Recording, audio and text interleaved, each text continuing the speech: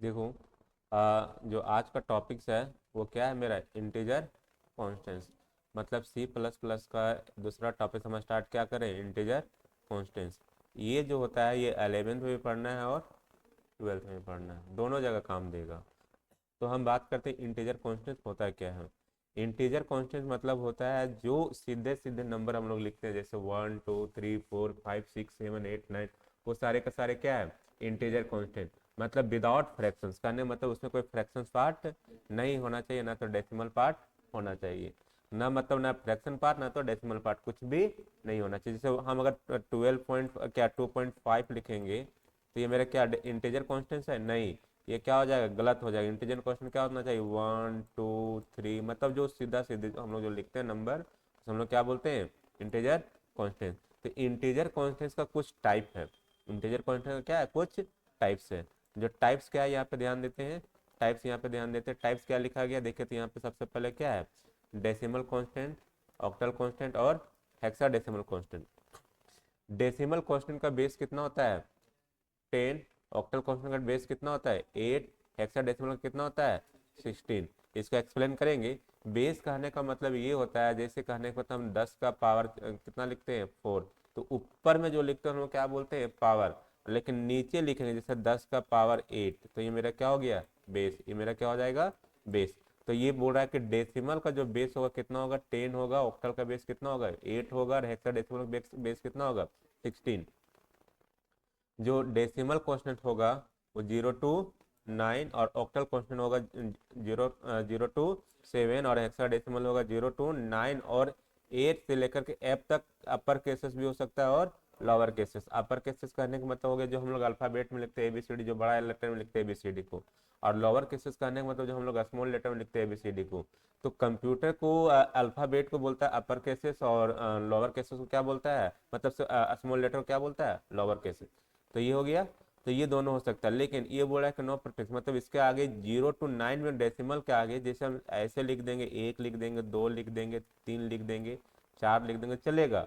तो ये मेरा क्या हो जाएगा, डेसिमल। क्या क्या हो जाएगा, डेसिमल। तो ये बोल रहा है कि इस तरह लिखेंगे तो चलेगा, डेसिमल हो जाएगा। लेकिन अगर इसके आगे मान के चलते 0 1 लिख दिए तो ये डेसिमल नहीं होगा। तो क्यों डेसिमल नहीं, क्योंकि ऑक्टल कहता है कि मेरे आगे 0 होना चाहिए। ऑक्टल क्या कह रहा है, मेरे आगे 0 होना चाहिए। मतलब अगर 1 लिखे तो डेसिमल, लेकिन इसके आगे अगर 0 लगा देंगे तो क्या हो जाएगा, ऑक्टल। क्या लगा देंगे, ऑक्टल। अब क्या बोल रहा है, हेक्साडेसिमल क्या बोल रहा है कि मेरे आगे, मतलब हमको समझने के लिए, जैसे हम डेसिमल में क्या बताया, किसी मतलब डेसिमल 1 2 3 4 5 लिखते जाएंगे तो मेरा डेसिमल हो जाएगा। लेकिन ऑक्टल में आगे क्या रहेगा, 0। हमेशा क्या रहेगा आगे, 0। तो क्या हो जाएगा, ऑक्टल। लेकिन एक नंबर तो 1 लिखे, मान चलते ये 1 2 लिखे तो क्या रहा मेरा भी डेसिमल, लेकिन आगे 0 लगा दे क्या हो जाएगा, ऑक्टल। लेकिन इसी को अगर हम मान चलते हैं कि 0x क्या लिखेंगे, 0x और 12 लिखेंगे तो क्या हो जाएगा मेरा, हेक्साडेसिमल। क्या हो जाएगा, हेक्साडेसिमल। मतलब हेक्साडेसिमल बोलता है कि मेरे आगे क्या रहना चाहिए, 0 और x, या तो बड़ा में या तो छोटा में। क्लियर। चलो अब एक्सप्लेन करते हैं डेसिमल कॉन्स्टेंट्स का। क्या बोल रहा है, डेसिमल कांस्टेंट का बेस कितना होता है, 10। ये क्या लिखता है, नॉर्मल नंबर सिस्टम लिखता है, कितना लिखता है, नॉर्मल। और बोलता है 0 to 9 होता है। बोल रहा है विदाउट एनी प्रीफिक्स, मतलब उसके आगे कुछ भी नंबर नहीं होना चाहिए, विदाउट डेसिमल पॉइंट, मतलब ये पॉइंट वाला दशमलव वाला आंसर नहीं चाहिए। जैसे अगर यहाँ पे लिख दिए उन्ने क्या लिख दिए 18, तो ये चलेगा, लेकिन 1.8 लिखेंगे तो नहीं चलेगा। क्योंकि ये बोला है कि डेसिमल पॉइंट नहीं होना चाहिए। मतलब क्या होना चाहिए, नॉर्मल नंबर, जैसे हम लोग लिखते हैं नॉर्मल नंबर, उसी तरह क्या होना चाहिए, नॉर्मल नंबर होना चाहिए। थोड़ा सा इसको एक्सप्लेन करते हैं, क्या बोल रहा है कि इसका डेसिमल को पकड़ने का तरीका क्या है, 0 to 9, नो परफिक्स, उसका आगे कोई भी लेटर नहीं होना चाहिए, नो डेसिमल पॉइंट, मतलब कोई भी नंबर नहीं होना चाहिए, होल नंबर ओनली, मतलब जो 1 2 3 4 5 लिखते हैं वो क्या होता है, होल नंबर।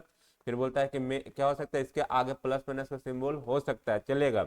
लेकिन बोल क्या रहा है कि क्या बोल रहा है कि एटलीस्ट 1 डिजिट। 1 डिजिट कहने का मतलब समझिएगा, यहाँ पे नंबर बोल रहा है, डिजिट मतलब क्या होता है, नंबर। बोल रहा है कि कम से कम नंबर होना चाहिए, कम से कम एक नंबर। अगर एक के मान चलते एक लिखे चलेगा, 2 लिख देंगे चलेगा, 4 लिख देंगे चलेगा, लेकिन कम से कम एक नंबर होना चाहिए। लेकिन कभी भी 0 to नहीं लेगा। 0 to कहाँ चला जाएगा, ऑक्टल पे। कहाँ पे चला जाएगा, ऑक्टल पे। जैसे यहाँ पे एग्जाम्पल क्या दिया, जैसे देखिए केवल अगर 0 रहेगा तो चलेगा, लेकिन जीरो जैसे 0 25 नहीं लिख सकते, केवल जीरो हम लिख सकते, 0 1 नहीं लिख सकते, 0 2 नहीं लिख सकते। तो यहाँ पे एग्जाम्पल क्या दिए हैं कि जीरो लिखे, सिंगल डिजिट बोला है, 1 डिजिट चलेगा, यहाँ पे 25 है तो ये भी चलेगा, अभी दिखाया क्या माइनस भी हो सकता है।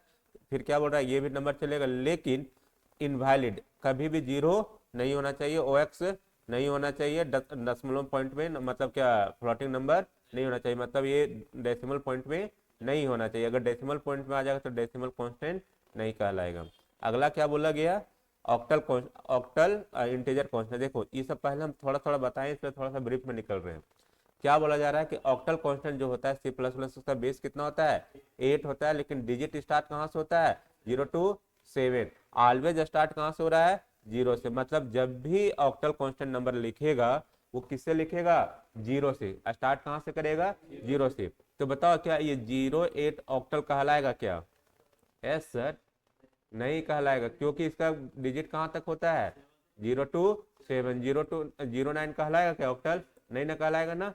तो क्या कहलाएगा, केवल 6 8 कहला जाएगा, 0 6 8 कहला जाएगा, 0 6 मतलब क्या, 0 6 8 0 6 6 कहला जाएगा, 0 6 6 क्या कहलाएगा, ऑक्टल कहलाएगा। लेकिन कभी भी अगर हम 0 1 9 लिखेंगे तो ये ऑक्टल नहीं कहलाएगा, क्योंकि ये बताया गया क्या कि 0 to 7 ही होता है, मतलब 7 के बाद 8 और 9 डिजिट कभी भी लगता है तो ऑक्टल नहीं कहलाएगा। क्लियर।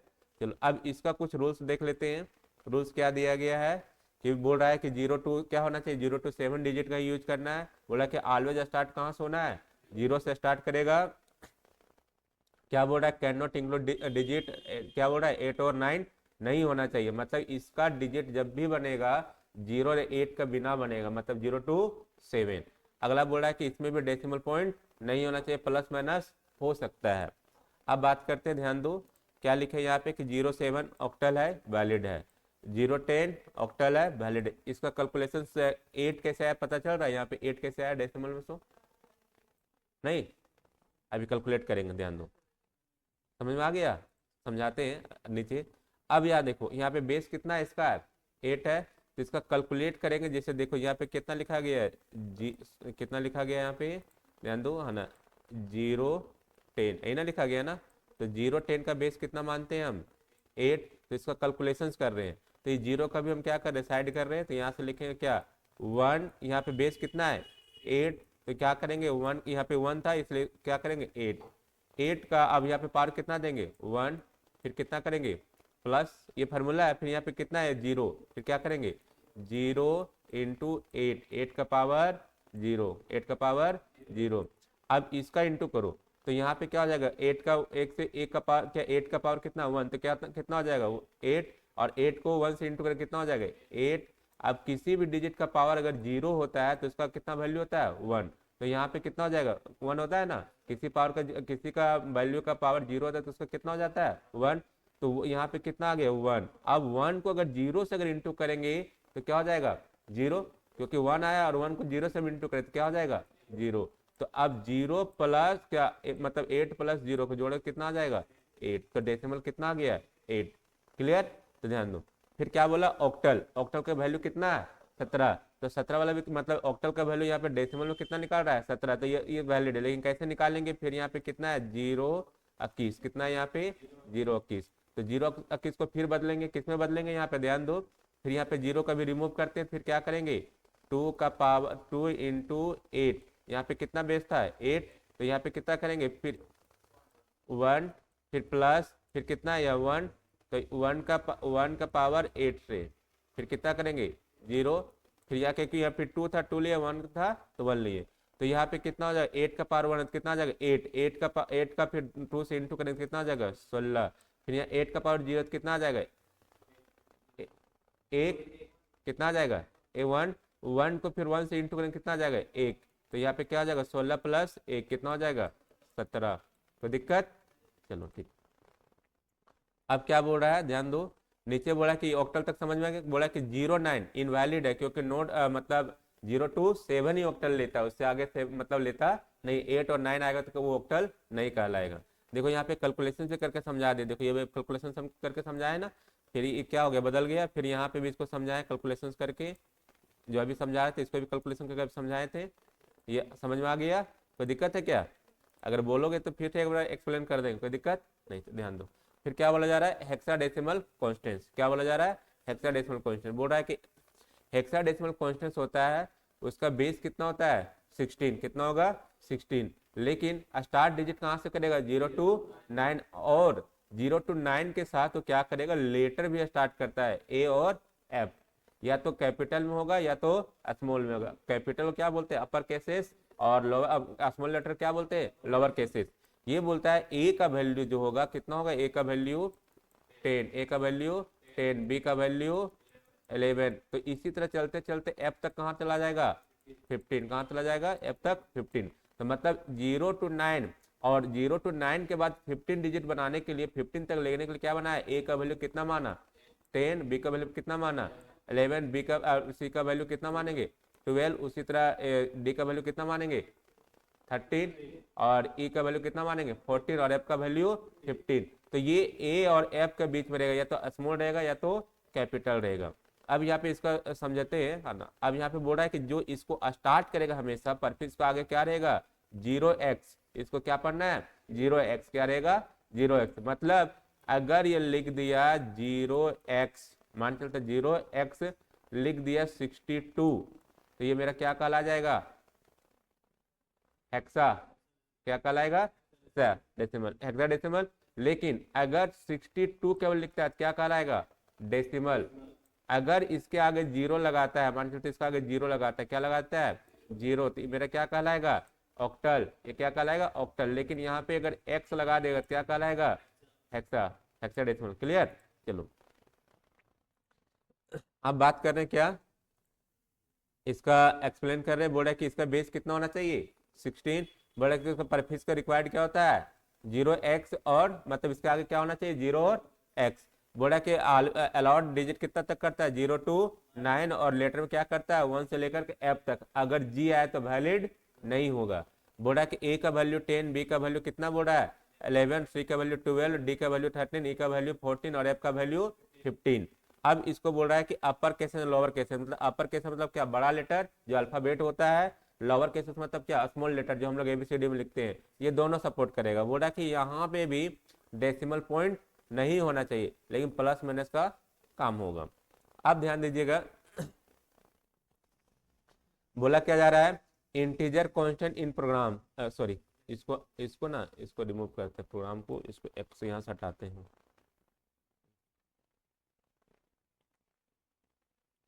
कहाँ पे थे हम लोग? नीचे में थे ना। ये प्रोग्राम नहीं होगा, इसको सॉल्यूशन करना है। यहाँ पे इसको बैक स्पेस करते हैं, यहाँ पे सॉल्यूशन कंसेप्ट समझेंगे पहले। ध्यान दीजिएगा क्या बोला जा रहा है? सॉल्यूशन कंसेप्ट बोला जा रहा है क्या, है ना। हेक्साडेसिमल बेस कितना होता है? 16। बोला 0 to 9, ए का वैल्यू 10, ये सब लिखे हैं। अब यहाँ पे आते हैं, इसका कुछ एग्जाम्पल समझाते, ध्यान दो। अब क्या है? ध्यान दो कि अगर जीरो मतलब 16 का पावर जीरो रहा कितना हो जाएगा? 1। 16 का पावर अगर 1 रहा कितना हो जाएगा? 16, और 16 का पावर कितना हो जाएगा? 2 रहेगा कितना हो जाएगा? 256। तो कहने का मतलब ये है, ये इसका फार्मूला मतलब क्या है? इसका पावर में इसको इंटू करके इसलिए समझाएं कि कैलकुलेशन में इजी पड़ेगा। बोला जा रहा है क्या? ध्यान दो, इसको कैलकुलेशन समझते हैं। क्या बोला जा रहा है? 0x(a). तो कहने का मतलब a का पावर ही कितना होता है? ध्यान दो, तो a का वैल्यू कितना है? 11 है। 10, ए का वैल्यू कितना है? 10, इसलिए इसका आंसर ही कितना रहेगा? 10। लेकिन यहाँ पे बोला जा रहा है जीरो, क्या ध्यान दो यहाँ पे क्या, इसलिए इससे कितना हो जाएगा? 10। लेकिन बोला जा रहा है 0x1f। कितना बोला जा रहा है? 0x1f। अब यहाँ पे समझते हैं, यहाँ पे क्या लिखा गया इसको समझाने वाले? 0x1f। तो यहाँ पे f का वैल्यू कितना होगा? जैसे ऐसे समझो, यहाँ पे लिखने वाले हैं क्या है? 0x1f। क्या है? 1f। इसका पावर कितना, इसका बेस कितना हो जाएगा? 16। अब यहाँ पे समझाते हैं, तो 0x को रिमूव अभी साइड कर देते हैं। तो यहाँ पे क्या लिखेंगे? 1 का पावर क्या? 1 इंटू 16 पावर कितना करेंगे? 1 प्लस एफ, एफ एफ का इंटू कितना से? 16 का पावर 0। अब ध्यान दो, अब यहाँ पे ध्यान देना कि 16 का पावर कितना है? 1 है। तो यहाँ पे कितना आ जाएगा? 16। 16 का 1 से इंटू करें कितना आ जाएगा? 16। लेकिन ऐप को यहाँ पे वैल्यू मानो, तो ऐप का वैल्यू कितना था 15, अभी पढ़ के आए ना, ऐप का वैल्यू कितना था 15। तो यहाँ पे क्या करेंगे, ऐना करेंगे ना 15। अब यहाँ पे समझो इंटू करो, अब 16 का पावर 0 है, तो पता है कि जब किसी भी डिजिट का पावर 0 है तो उसका वैल्यू कितना होता है 1, कितना होता है 1। तो 15 को अगर 1 से इंटू करेंगे तो कितना आ जाएगा 15, तो 15 और 16 प्लस 15 कितना हो जाएगा 31। तो इसका आंसर कितना आ जाएगा 31। तो यहाँ पे कितना आंसर लिखे 31। कोई दिक्कत? चलो अब ये कैलकुलेशन कर लोगे। अगला आते हैं, देखो ये प्रोग्राम है, ये क्या है प्रोग्राम है, तो प्रोग्राम बाद में देख लेंगे, अभी नहीं देखेंगे प्रोग्राम, क्यों प्रोग्राम बाद में देखेंगे। अभी क्या देख रहे हैं यहाँ पे, अभी कुछ नहीं करेंगे, प्रोग्राम के इधर आते हैं, प्रोग्राम तो बाद में देखेंगे। अगला क्या पढ़ने वाले हैं, कैरेक्टर कांस्टेंट। कैरेक्टर मतलब क्या समझते हो,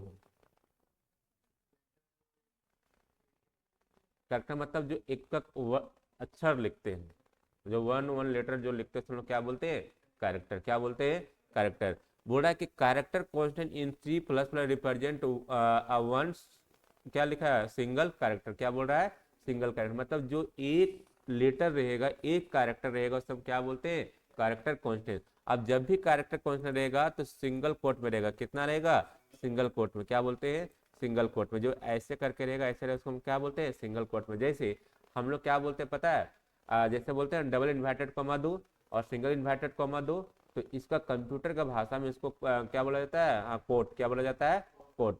तो सिंगल कोट मतलब सिंगल इन्वर्टेड कॉमा, और डबल कोट मतलब क्या हो गया मतलब डबल इन्वर्टेड कॉमा। तो सिंगल मतलब जो कैरेक्टर जो रहेगा वो किस में रहेगा सिंगल कोट के अंदर, मतलब सिंगल इन्वर्टेड कॉमा के अंदर रहेगा, और एक ही लेटर एक ही डिजिट रहेगा, या तो लेटर रहेगा या तो डिजिट रहेगा या तो सिंबल रहेगा, उसमें डबल होना नहीं चाहिए। जैसे अगर यहाँ पे लिखे क्या सिंगल कोट के अंदर क्या लिख दिए बी, तो ये सही है, लेकिन डबल कोट मतलब डबल इन्वर्टेड कॉमा के अंदर अगर हम बी लिखेंगे तो ये गलत है। लेकिन सिंगल कोट के अंदर अगर हम बीसी लिख दिए, क्या लिख दिए बीसी, तभी ये क्या है गलत है। क्यों? क्योंकि बोल क्या रहा है कि कैरेक्टर कांस्टेंट क्या बोल रहा है केवल सिंगल ही होना चाहिए, मतलब कोट सिंगल कोट के अंदर सिंगल ही होना चाहिए।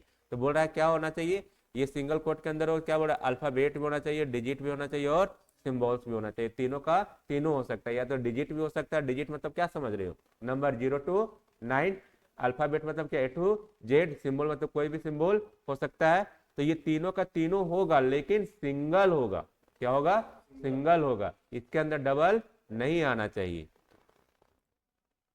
अब आगे बढ़े, चलो ये क्या बोला कहाँ होना चाहिए सिंगल कोट के अंदर होना चाहिए, फिर क्या बोल रहा है यहाँ पे ध्यान दो, क्या बोल रहा है इसको मतलब एक ही नंबर होना चाहिए। नंबर में क्या हो सकता है लेटर भी, डिजिट भी और सिंबल भी, ये जितना भी इंटीजर वैल्यू सारे के सारे होंगे, ये भी हो सकता है, सारे के सारे हो सकते हैं। अब इसको बोल रहा है कि वैलिड करना है, क्या बोला वैलिड करो, देखते हैं।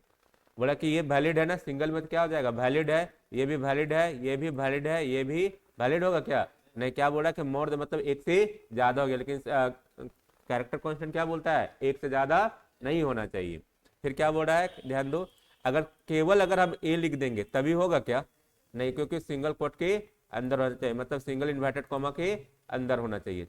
आगे आते तो ये क्या वैलिड होगा क्या नहीं, क्योंकि क्या डबल इन्वर्टेड कॉमा के अंदर में है।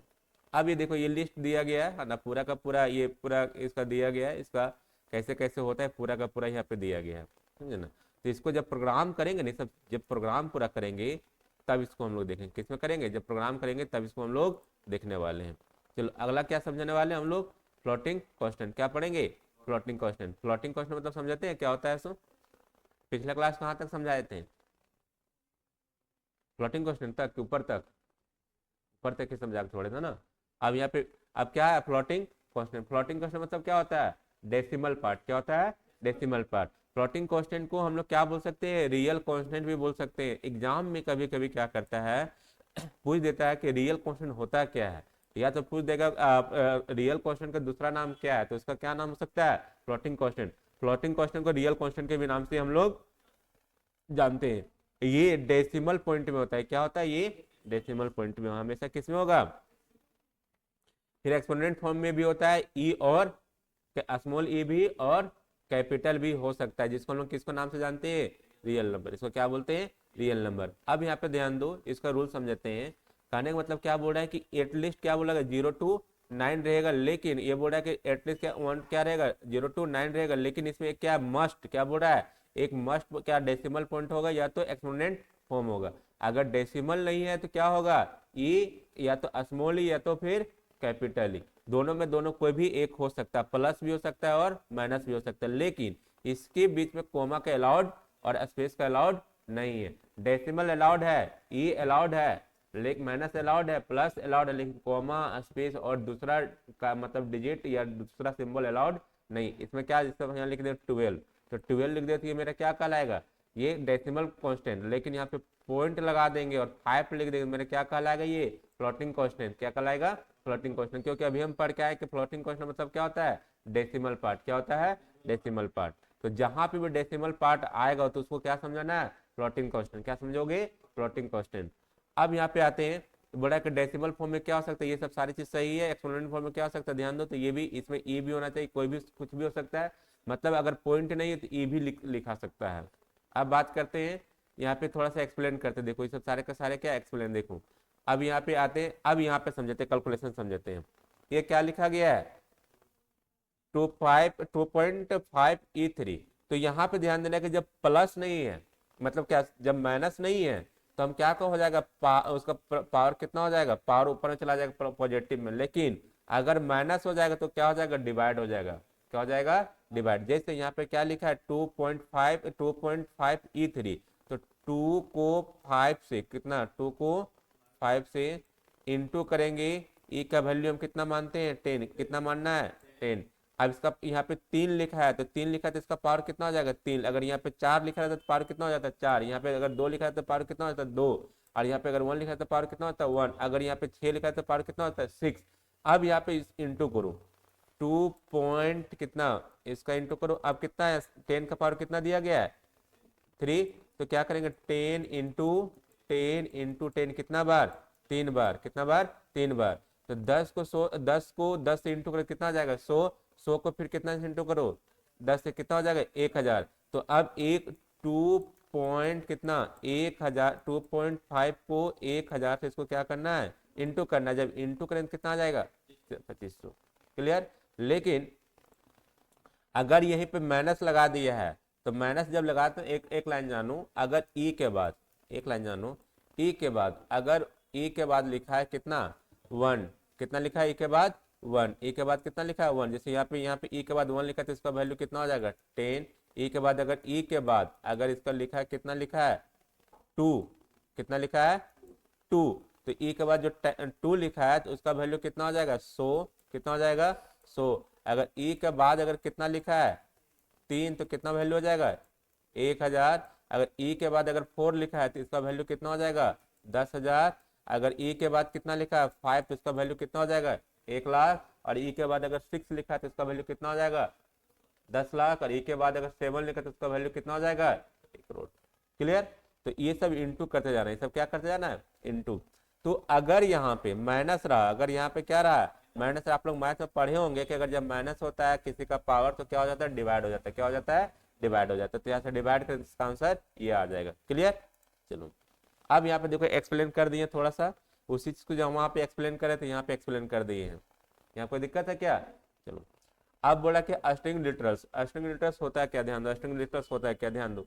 हम कैरेक्टर कांस्टेंट पढ़ के आए ना, कैरेक्टर कांस्टेंट में क्या पढ़े थे कि सिंगल कोट के अंदर, मतलब सिंगल इन्वर्टेड कॉमा के अंदर, लेकिन स्ट्रिंग लिटरल्स बोलता है कि डबल इन्वर्टेड कॉमा के अंदर रहेंगे, लेकिन ये एक लेटर से ज्यादा लेगा, एक लेटर से ज्यादा, मतलब डबल कोट के अंदर एक लेटर से ज्यादा आ जाएगा, क्या कहलाएंगे हम, स्ट्रिंग लिटरल्स। जैसे अगर हमको यहाँ पे लिखना पड़ा, देखो तुमने प्रोग्राम किया था तो यहाँ पे लिखा था हेलो, क्या लिखा था, हेलो, लेकिन यहाँ पे क्या किया था, डबल इन्वर्टेड कॉमा के अंदर, डबल कोट के अंदर, तो ये क्या कहलाएगा, कैरेक्टर कहलाएगा या फिर स्ट्रिंग कहलाएगा। तो बोल रहा है स्ट्रिंग लिटरल्स क्या बोलता है, क्या बोलता है, कैरेक्टर क्या बोलता है, रिटेन इनसाइड डबल कोट, मतलब कैसे लिखेगा, डबल कोट के अंदर। बोलता है ये रिप्रेजेंट क्या, टेक्स्ट और वर्ड, मतलब टेक्स्ट और वर्ड कब कहलाएगा, एक से ज्यादा रहेगा तभी तो टेक्स्ट कहलाएगा और वर्ड कहलाएगा ना। तो एक से ज्यादा वर्ड अगर लिखना है, एक से ज्यादा कोई भी टेक्स्ट को और वर्ड को लिखना है, तो हम क्या करेंगे, डबल इन्वर्टेड कॉमा के बीच में लिखेंगे स्ट्रिंग और मतलब स्ट्रिंग लिटर्स के अंदर। प्रोग्राम करते थे बार बार लिखते थे डबल इन्वर्टेड कॉमा के अंदर, तो उसको क्या बोलेंगे स्ट्रिंग लिटरल्स। कहने का मतलब जो स्ट्रिंग लिटरल्स के अंदर जो लिखाता है टेक्स्ट और वर्ड इन्वर्टेड कॉमा के अंदर, जब भी तुमको इन्वर्टेड कॉमा के अंदर लिखना है मतलब ज्यादा वर्ड लिखना है तो हमको क्या लगाना पड़ेगा, डबल कोट। क्या लगाना पड़ेगा, डबल कोट। क्लियर। ये क्या बोलता है, डबल कोट कैसे स्टार्ट होता है हमेशा, मतलब इन्वर्टेड डबल कोट हमेशा कैसे स्टार्ट होता है, डबल इन्वर्टेड कॉमा कैसे स्टार्ट होता है। मतलब आपको क्या चाहिए, inverted comma, single inverted comma नहीं, आपका डबल कोट का मीनिंग क्या होता है, डबल इन्वर्टेड कॉमा। क्लियर। बोला कि इसके बीच में क्या आना चाहिए, लेटर, नंबर और सिंबल सब आना चाहिए। लेटर भी आ सकता है, नंबर भी आ सकता है और क्या आ सकता है, सिंबल्स भी आ सकता है। ये क्या करता है, ऑटोमेटिकली ले लेता है। इसको प्रोग्राम जो हम लोग करते हैं उसको ऑटोमेटिकली लेता है। ये बोला कि इसमें हम लोग क्या करते हैं, कभी भी डिस्प्ले में मैसेज दिखाना पड़ता था जब तुम लोग बायोडाटा लिखा था, ध्यान देना, जब तुम लोग बायोडाटा लिखा तो डबल कोट के अंदर लिखा था ना, नेम, फादर्स नेम, सब डबल कोट के, तो डिस्प्ले किया था ना वहाँ पे। तो जब भी अगर डिस्प्ले पे मैसेज दिखाते थे हम लोग किसके अंदर लिखते हैं, डबल कोट के अंदर। जब बार बार बोलते थे कि अगर मैसेज दिखाना है तो कहाँ पे लिखना है, डबल इन्वर्टेड कॉमा के अंदर। तो उसी तरह जब भी आपको डिस्प्ले मतलब प्रोग्राम में कोई भी चीज का डिस्प्ले कराना है मैसेज के रूप में तो उसको कहाँ लिखना पड़ेगा, डबल कोट के अंदर। क्लियर। तो यहाँ पे ध्यान दो क्या बोला गया है, यहाँ पे बोला कि हेलो, देखो कितना लिखा गया है, डबल कोट के अंदर। Welcome to C plus plus कहाँ पे लिखा गया, डबल कोट के अंदर। डिजिट भी सारी चीज कहाँ पे लिखा गया, डबल कोट के अंदर। अब क्या बोला जा रहा है, ध्यान दो, क्या बोला, कैरेक्टर कांस्टेंट और क्या स्ट्रिंग डिटेल्स में अंतर क्या है, स्ट्रिंग डिटेल में अंतर क्या बोल रहा है कि ये जब भी होगा सिंगल कोट के अंदर होगा, कैरेक्टर क्या होगा, सिंगल कोट के अंदर, लेकिन स्ट्रिंग किस में होगा, डबल कोट के अंदर। फिर क्या बोल रहा है कि ये वन कैरेक्टर को लेगा, सीक्वेंस कैरेक्टर। सीक्वेंस कैरेक्टर करने में मतलब होता है एक से ज्यादा जब लेटर लिखते हैं तो हम क्या बोलते हैं, सीक्वेंस कैरेक्टर। ये सेंटेंस भी हो सकता है। क्लियर। ये बोल रहा है कि जब भी एग्जाम्पल इसका बनेगा डबल क्या सिंगल कोट के अंदर बनेगा, इसका किसका बनेगा, डबल कोट के अंदर बनेगा। ये क्या करता है, ये कार वैल्यू लेता है, कौन सा, स्ट्रिंग और कार दोनों लेता है। स्ट्रिंग और कार आगे पढ़ेंगे। आगे बोला कि ये जब ये लेता है कितना बाइट को लेता है, स्पेस 1 बाइट को। कितना स्पेस लेता है, साइज अपना कितना बनाता है, 1 बाइट को। लेकिन स्ट्रिंग कितना बनाता है, क्या बोल रहा है, नंबर ऑफ कैरेक्टर। मतलब कहने मतलब ये सिंगल कैरेक्टर वाला जो है एक ही लेटर ले रहा है इसलिए कितना बना रहा है, 1 बाइट। लेकिन स्ट्रिंग क्या करेगा, मान चलते लिख दे तुम name, N M A name, क्या हो गया, N A M A name, तो कितना हो गया, एन ए एम ए, कितना हो गया, 4। लेकिन फिर डैश देकर मान चलते ए बी सी कुछ भी नाम लिख दिए, तो बताओ यहाँ पे कहाँ पे हो रहा है, नंबर ऑफ कैरेक्टर के अनुसार से वो साइज बनाएगा। क्या फिर लिख देंगे कुमार, क्या लिख देंगे कुमार, तो फिर इसका स्पेस बढ़ जाएगा। लेकिन ये क्या बोल रहा है, कैरेक्टर कांस्टेंट का तो एक ही लेटर है, तो वो क्या उसका बाइट कितना बनेगा, 1 ही बाइट बनेगा ना, स्पेस ना। लेकिन स्ट्रिंग का साइज पे डिपेंड करता है, कैरेक्टर पे डिपेंड करता है कि आप कितना कैरेक्टर लिखे उसके अनुसार से क्या बनाता है, वो साइज बनाता है। क्या बनाता है, वो साइज बनाता है। तो यहां तक समझ में आ गया, कोई दिक्कत। अगला क्या है, पंक्चुएटर। अगला क्या है, पंक्चुएटर। इसको पढ़ा कर छोड़ रहे हैं ना। पंक्चुएटर मतलब क्या समझते हो, ऐसे एक एक्सप्लेन करो, सी प्लस प्लस का भाषा से नहीं, एक अपने भाषा समझो पंक्चुएटर क्या होता है। पंक्चुएटर हम उसको बोलते हैं जहां पे किसी भी स्टेटमेंट का, किसी भी सेंटेंस को सेपरेट करना है या स्टेटमेंट को सेपरेट करना है तो हम क्या लगाते हैं, पंक्चुएटर। क्या लगाते हैं, पंक्चुएटर। कहने का मतलब जब हम सेंटेंस एंड करते हैं तो क्या लिखते हैं, या तो फुल स्टॉप देते हैं, या तो कॉमा देते हैं, या फिर क्वेश्चन मार्क देते हैं, या तो और कुछ देते हैं, पंक्चुएटर का यूज करते हैं ना। तो मतलब हमको जहां पैराग्राफ को या सेंटेंस को या वर्ड को हमको जब सेपरेट करना पड़ता है तो हम क्या किसका यूज कर लेते हैं, पंक्चुएटर का। तो उसी तरह सी प्लस प्लस का प्रोग्राम में अगर दो वर्ड को सेपरेट करना है तो हम किसका यूज करते हैं, पंक्चुएटर का। कोई भी स्टेटमेंट को अगर सेपरेट करना है तो हम किसका यूज करते हैं, पंक्चुएटर का। जैसे अगर हम क्या लिखते थे, पहले ध्यान देना, इंट लिखते थे। क्या लिखते थे, इंट। इंट बराबर क्या लिखते थे, ए comma B comma C comma result लिखते थे ना। तो अब बताओ यहाँ पे जब रिजल्ट लिखे, क्या लिखे, रिजल्ट। फिर यहाँ पे क्या करते थे, टर्मिनेटर डालते थे। तो अब कहने का मतलब बताओ, एक और बी को दोनों को सेपरेट करने कौन काम किया है, कॉमा। तो ये क्या हुआ, पंक्चुएटर। ये भी क्या हुआ, बी और सी को कौन काम किया, कॉमा। ये भी क्या हुआ, पंक्चुएटर। ये भी क्या हुआ, पंक्चुएटर। अब सेंटेंस इंड हो गया, स्टेटमेंट इंड हो गया, इसका कौन काम किया, सेमीकोलन, जिसमें क्या बोलते हैं, इंड स्टेटमेंट भी बोलते हैं या तो टर्मिनेटर भी बोलते हैं। तो कहने का मतलब पंक्चुएटर का मीनिंग एक लाइन है कि जब भी किसी वर्ड को अगर हमको सेपरेट करने की बात आता है तो हम किसका यूज करते हैं, पंक्चुएटर को। प्रोग्राम में भी दो लेटर के बीच में या स्टेटमेंट को सेपरेट करना है तो किसका यूज करते हैं हम लोग? पंक्चुएटर। किसका यूज करते हैं? पंक्चुएटर। कोई दिक्कत? यहाँ तक कोई दिक्कत है क्या कि फिर से समझाना पड़ेगा? फिर से समझाना पड़ेगा क्या? देखो अब यहाँ पे आते हैं पंक्चुएट। देखो ये अब क्या बोले? End statement. जब हम प्रोग्राम को इंड करते हैं, बोलते हैं कि इसके बाद हमको कोई मतलब सेंटेंस नहीं, कोई भी स्टेटमेंट नहीं, क्या लगा देते हैं? इसको टर्मिनेटर भी बोलते हैं, सेमीकोलन भी बोलते हैं, इंड स्टेटमेंट भी बोलते हैं। देखो क्या बोल रहा है कि दो वेरिएबल को अगर सेपरेट करना पड़ता है तो क्या करते हैं? कॉमा लगाते हैं। कॉमा लगाते हैं। जब भी फंक्शन का कंडीशन लगाना पड़ता है क्या करते हैं? इसको यूज करते हैं। फिर कर्ली ब्रेसेस का भी यूज करते हैं सेंटेंस को ब्लॉक करने के लिए, स्टेटमेंट को ब्लॉक करने के लिए। तो सारे प्रोग्राम को जब रन करेंगे तो उस समय देखेंगे किसका किसका कहाँ पे यूज होता है। तो अगले क्लास में हम लोग क्या पढ़ेंगे? ऑपरेटर। क्या पढ़ेंगे? ऑपरेटर। कोई दिक्कत? यहाँ तक समझाए? कोई प्रॉब्लम है क्या? ये समझाएं इसलिए दोबारा कि पहले एक बार पढ़ा चुके हैं। थोड़ा सा हिंट इसलिए कर दिए कि अगर जो भूले होंगे थोड़ा सा रिमाइंड हो जाएगा। इसका हम टेस्ट भी लेंगे, इसका टेस्ट भी लेंगे। जब तक टेस्ट नहीं लेंगे तब तक कैसे पता चलेगा? इसका इस टॉपिक्स का 2 से 3 टेस्ट लेंगे और इस टॉपिक को क्लियर करेंगे। फिर दोबारा टेस्ट लेने वाले नहीं इस टॉपिक से। मान चलते हैं कि एक ही बार 2-3 बार टेस्ट उस टॉपिक से ले लेंगे, उसके बाद क्या करेंगे? 2-3 चैप्टर 2-3 टॉपिक्स मिलाकर टेस्ट लेंगे ना। तो इसको अच्छी से तरह से पढ़ लेना है। क्लियर? चलो तो अगला टॉपिक मेरा क्या रहेगा? ऑपरेटर। मेरा अगला क्लास से टॉपिक क्या रहेगा? ऑपरेटर। कोई दिक्कत नहीं है ना? चलो तो इसका बाद हम अगला टॉपिक को पढ़ेंगे। ऑपरेटर के बाद देखेंगे क्या क्या ऑपरेटर होता है, उसके बाद पढ़ने के बाद फिर अगला टॉपिक को क्लियर करेंगे। चलो ठीक।